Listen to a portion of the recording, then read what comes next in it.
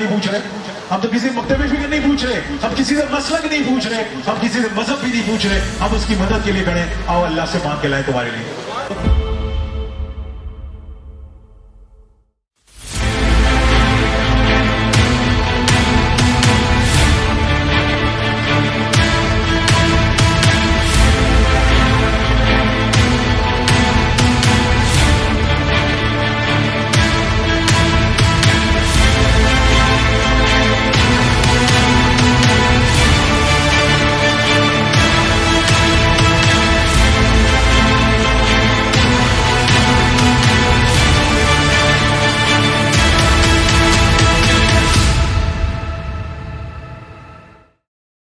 बातिल से दबने वाले ऐ आसमां नहीं हम, 100 बार कर चुका है तू इम्तिहान हमारा।